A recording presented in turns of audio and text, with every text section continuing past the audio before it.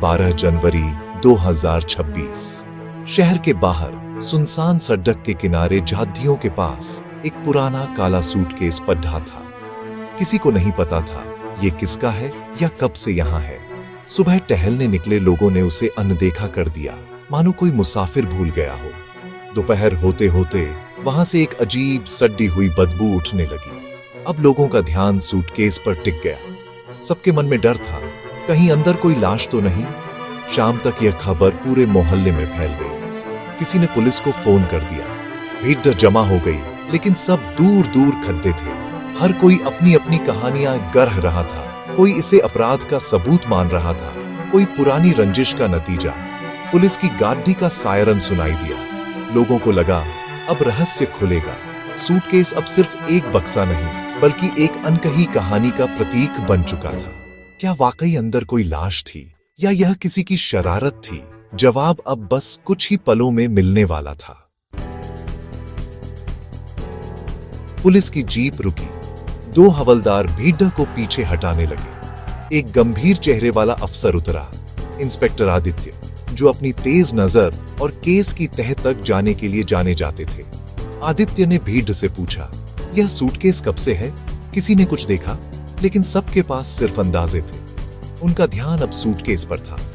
हवलदार ने सूटकेस उठाया। साहब, भारी तो है, लेकिन उतना नहीं जितनी एक लाश के लिए चाहिए। आदित्य की जिज्ञासा बढ़ गई। बदबू असहनीय थी। आदित्य ने फैसला किया कि सूटकेस यहीं खोला जाएगा। फॉरेंसिक टीम को बुलाया गया, लेकिन आदित्य इंतजार नहीं करना चाहते थे। आदित्य ने दस्ताने पहने, लॉक को देखा, पुराना लेकिन मजबूत। औजार मंगवाए गए। भीड़ खामोशी से देख रही थी। ताला टूटने की आवाज के साथ ही सबकी सांसें थम गईं।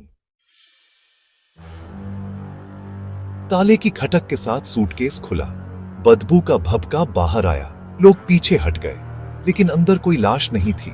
सूटकेस में कपड़ों की तह थी, जो किसी सड्ढती चीज से भीगी थी। ऊपर कागजात, पुरानी तस्वीरें, बिल, नोट, एक डायरी और कुछ टिकट थे।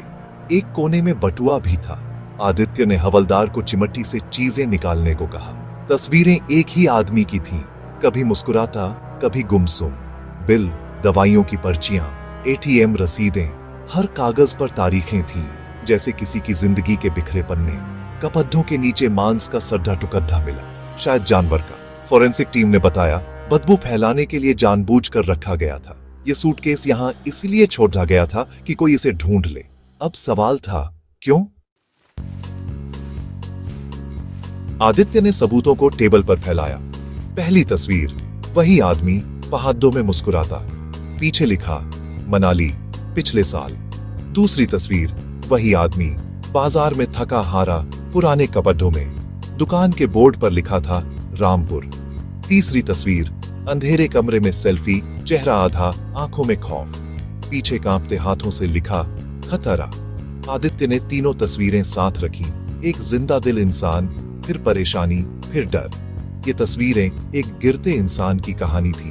अब आदित्य को समझ आ गया था, यह सिर्फ तस्वीरें नहीं, एक पहेली के टुकड़े हैं। इस आदमी के साथ कुछ बुरा हुआ था।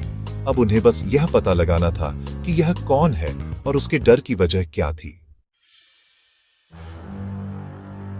तस्वीरों के बाद आदित्य ने बटुआ खोला। उसमें कुछ 100 रुपए और एक मुद्दा हुआ पहचान पत्र मिला। नाम रोहन वर्मा, उम्र 38, पता दिल्ली। दिल्ली पुलिस से जानकारी मांगी गई। क्या कोई गुमशुदगी या आपराधिक रिकॉर्ड है? बिल और रसीदें देखी। रामपुर के होटल का बिल, केमिस्ट की दुकान से दवाइयां, एटीएम से निकाले गए 10,000 रुपए। उसके बाद कोई ट्रांजैक्शन नहीं। कागजों में एक हाथ से बना नक्शा मिला, कुछ गलियां, चौराहे, एक जगह पर क्रॉस। रात 11 बजे, गोदाम नंबर 7। डायरी के आखिरी पन्नों पर लिखा था, मैंने वो देख लिया जो नहीं देखना चाहिए था। अब वो लोग मेरे पीछे हैं। मैं गवाह हूं, भगोद्धा नहीं। अब केस की दिशा बदल चुकी थी। रोहन किसी अपराध का गवाह था। अब आदित्य ने टिकटों को देखा।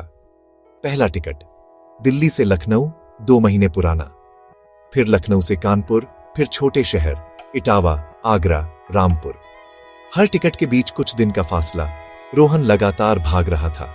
बड़े शहरों से बचता, छोटे कस्बों में छिपता, होटलों और ढाबों के मामूली बिल वो कम पैसों में गुजारा कर रहा था। एक बिल में सिम कार्ड का जिक्र था, लेकिन सिम या फोन नहीं मिला। आखिरी टिकट रामपुर से इसी शहर आने का 1 हफ्ता पुराना। इसके बाद कोई टिकट नहीं। क्या उसका सफर यहीं थम गया या उसके साथ कुछ हुआ? जवाब इसी शहर में छिपा था। डायरी और भागने के पैटर्न से आदित्य को यकीन हो गया, रोहन किसी बड़े अपराध का गवाह था। सवाल था, अपराध क्या था और वो कौन लोग थे? दिल्ली पुलिस से पता चला, रोहन वर्मा एक अखबार में क्राइम रिपोर्टर था। 2 महीने पहले उसने एडिटर से कहा था वो एक बड़ी खबर पर काम कर रहा है जो शहर के बिजनेस टाइकून विक्रम सिंह से जुद्दी है। फिर अचानक गायब हो गया।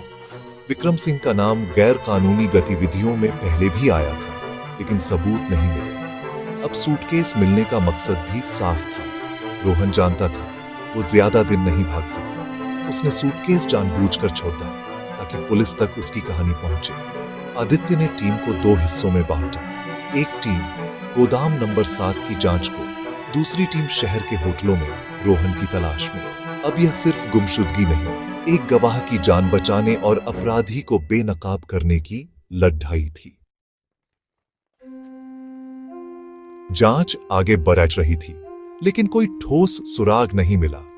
गोदाम नंबर 7 बंद पड़ा था, होटलों में भी कोई जानकारी नहीं। तभी पुलिस स्टेशन पर एक गुमनाम खत आया। इंस्पेक्टर आदित्य, आपको रोहन वर्मा का सूटकेस मिल गया है। वो गवाह है, लेकिन सामने नहीं आ सकता। सच जानना है तो कल रात 10 बजे पुराने चर्च के पास अकेले आइए। यह खतरा भी हो सकता था, लेकिन अंदाज था कि लिखने वाला रोहन का भला चाहता है। आदित्य ने तय किया वो अकेले जाएगा, लेकिन टीम दूर से नजर रखेगी। अगली रात आदित्य पुराने चर्च पहुंचे। जगह सुनसान थी। काफी देर बाद झांकियों से एक परछाई निकली।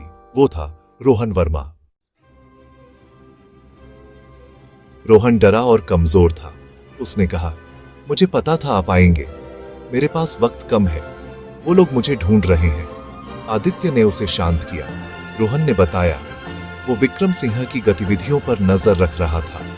एक रात गोदाम नंबर 7 के पास उसने विक्रम सिंह को हत्या करते देखा और वीडियो बना ली। विक्रम के आदमियों ने उसे देख लिया। तब से वो भाग रहा था। सूटकेस जानबूझकर छोड़ा ताकि पुलिस तक संदेश पहुंचे। रोहन ने बताया, सबूत यानी वीडियो वाला फोन उसने छिपा दिया है। आदित्य ने टीम भेजी, फोन मिल गए।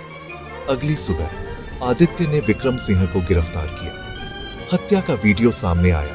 विक्रम के पास कोई जवाब नहीं था। रोहन की गवाही और आदित्य की सूझबूझ ने एक बड्डी है अपराधी को सलाखों के पीछे पहुंचा दिया। सच को दफनाया जा सकता है, लेकिन वो किसी न किसी सुराग से बाहर आ ही जाता है।